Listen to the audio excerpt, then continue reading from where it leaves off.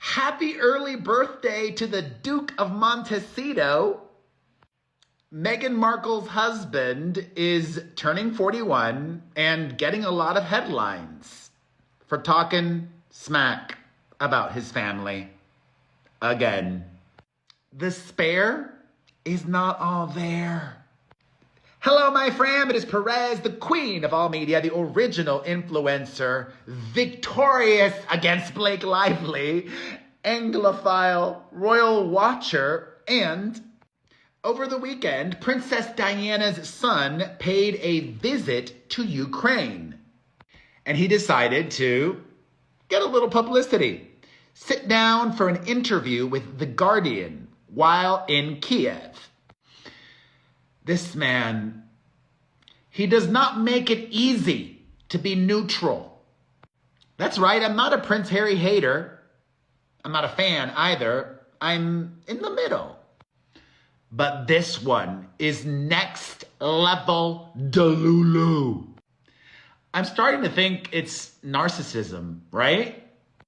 I'm like this close to not liking him. But to give him some grace, he had a very difficult upbringing. Many of us do. He lost his mother at a young age. I lost my dad at a young age. It's clear, though, that his relationship with his papa has always been a bit dysfunctional. Same with his brother. So that's just for a little context. What you're about to hear is his truth, okay? And speaking of the truth, Harry says, you cannot have reconciliation before you have truth. Why? Why is he even talking about his family now? Just less than a handful of days after he met up with his dad in London. He had not seen his father in a year and a half. And now, this. Well, Harry attempts to explain himself, saying, I know that speaking out annoys some people, and it goes against the narrative. You know who it probably annoys the most? Princess Catherine, probably your entire family. So thick. Now, correct me if I'm wrong, but The Guardian is not a trashy tabloid. It's a respected newspaper in the UK, right? Harry tells The Guardian, I don't believe that I aired my dirty laundry in public.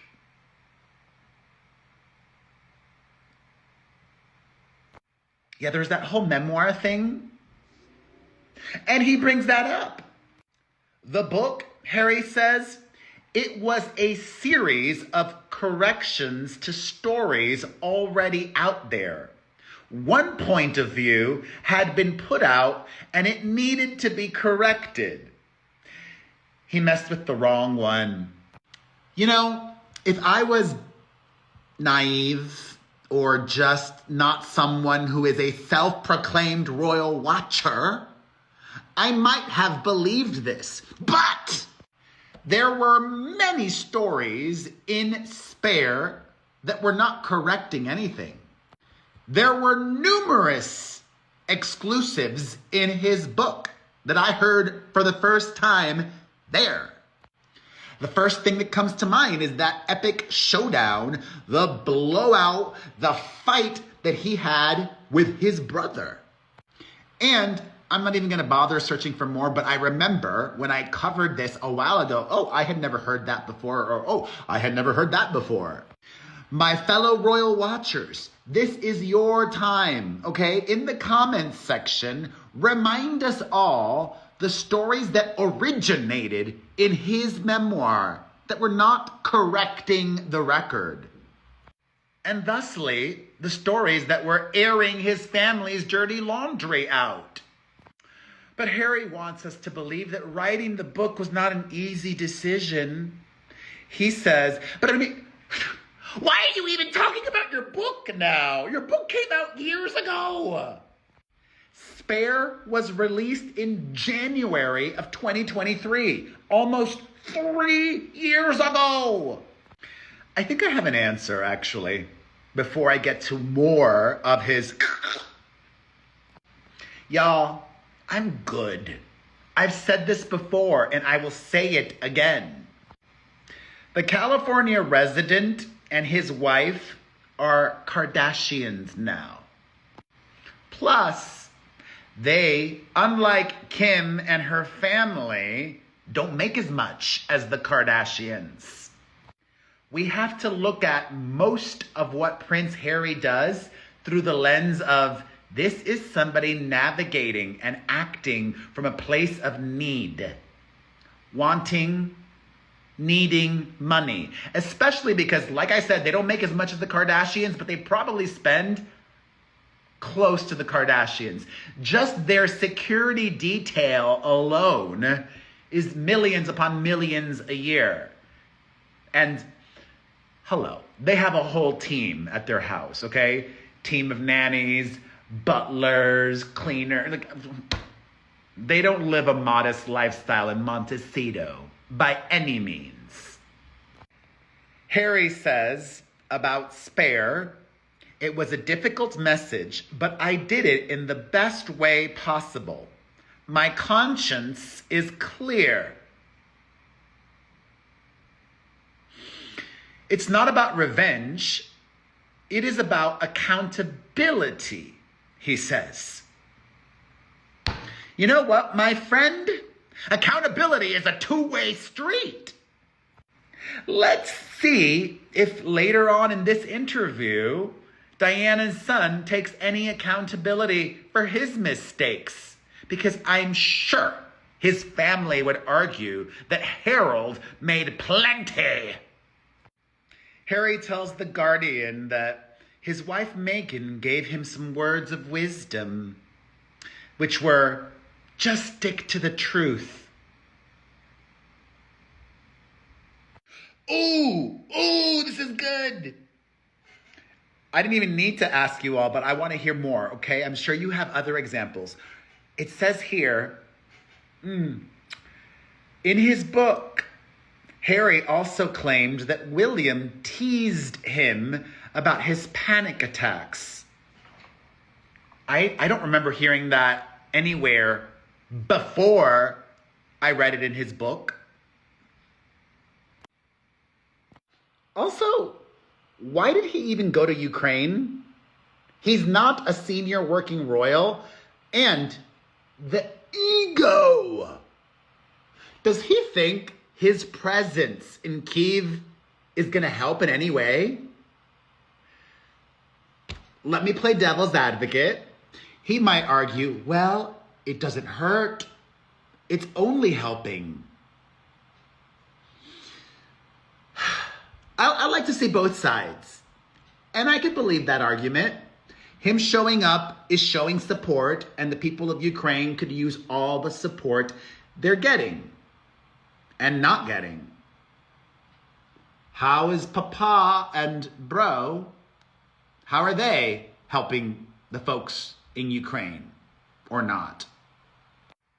And it wasn't just a quick trip. The Guardian says that Harry was in Kyiv for 36 hours. Quickish. Some other tidbits we learn about him. He doesn't like posing for staged photographs. He doesn't like cycling. He told them, I have a bony ass. He likes to box to relieve his frustration. Hitting the hell out of the bag, he says, helps him to decompress. In private, he is very informal, padding around in his socks on the train to and from Kyiv and making dad jokes. He is not, he says, the unhappy man that some of the press like to portray him as. But yes, he wants to spend more time in the UK, he tells The Guardian. How will that work? Because he has said that he will not take his wife or children without the royal protection that he wants for them at all times. And it isn't working that way currently. That's not to say he can't have royal protection. They just told him, you need to tell us ahead of time, and then we will decide what you get. But he doesn't like that arrangement. Now here we go. Okay, you know what? I'm glad I'm reading this all. The main reason for Harry's trip to the UK is his charity work with the Invictus Games, his own charity for veterans. And it's not just about the games themselves. Invictus has been devising programs to help veterans all over Ukraine get access to sports facilities. Oh, very nice of him. Harry says, I would say that I have been fortunate. The one thing that people miss when they hang up their uniform is purpose. And as we know, us Anglophiles or Brits, royal watchers, he spent time in active duty when he was a member of the British Armed Forces.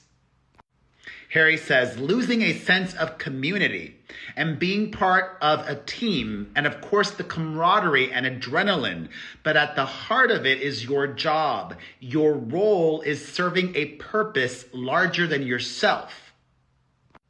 His work for Invictus, he says, has given him that after his military career. Quote, it saved me. Harry shares with The Guardian, seeing people with prosthetics and life-changing injuries is going to be the norm in Ukraine for the coming decades. Nobody should feel embarrassed or ashamed about their disabilities. It's about flipping from sympathy to admiration and respect. Word. But it wasn't all talk about heavy topics. Harry says that he had a very enjoyable week this past week in the UK. He says, I have always loved the UK and I always will love the UK. It's been good to reconnect with the causes I am passionate about.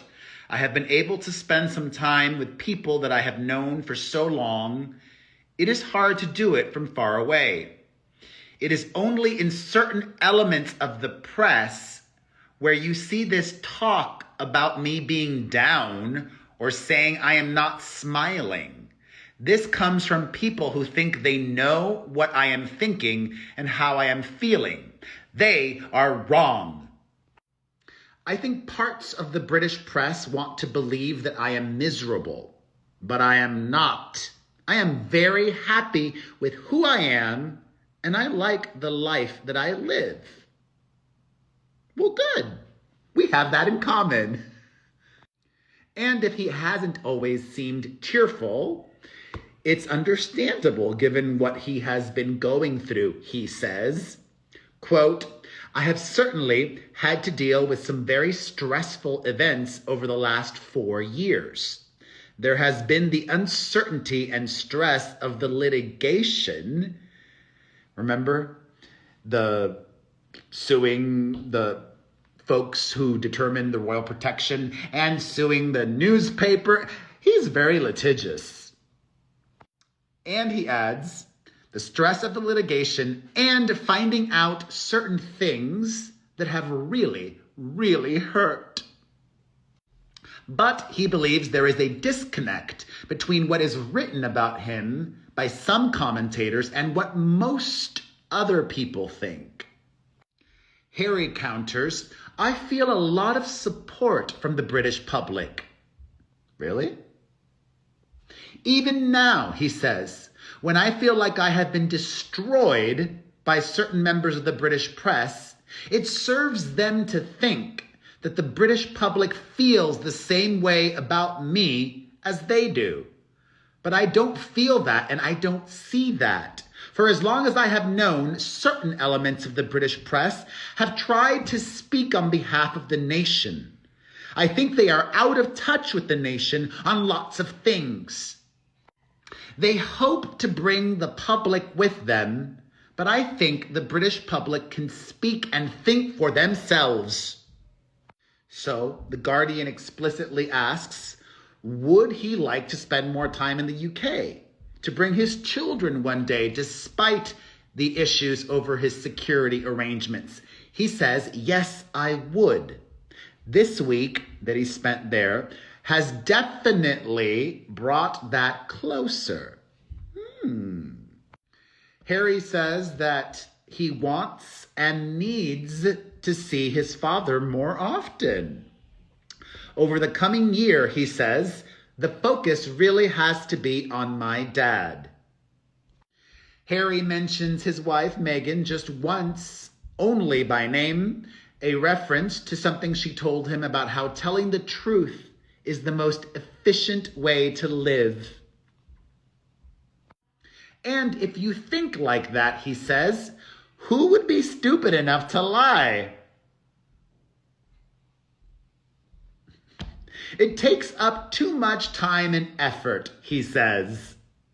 And circling back to his perception publicly, Harry says that being called stubborn slightly rankles with him. Quote, it's not stubbornness, it is having principles. Principles. Harry says that he does not want to prolong any legal battles. He does not ever expect to get positive coverage from some quarters. A ceasefire is perhaps the best he can hope for. Quote, it's not about revenge, it is about accountability, he says. Nor does he want to prolong any divisions with his family.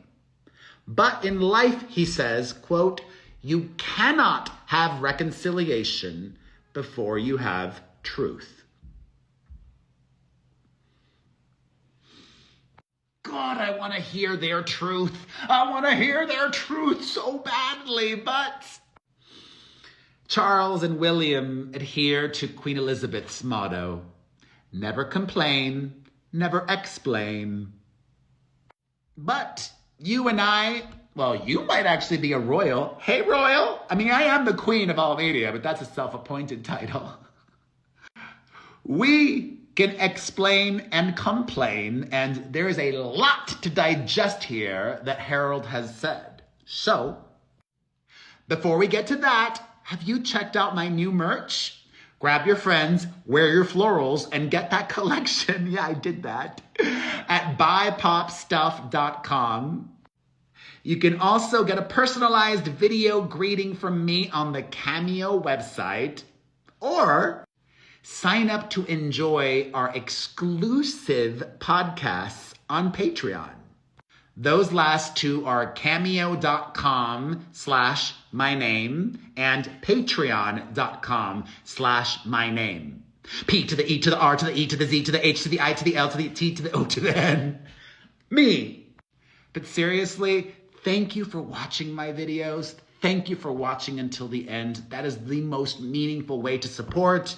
You can also hit that like button, leave a comment, share, make sure you're following or subscribed, and we have a lot to discuss. You know I will see you in the comments section. Thoughts on everything he said? Let me know.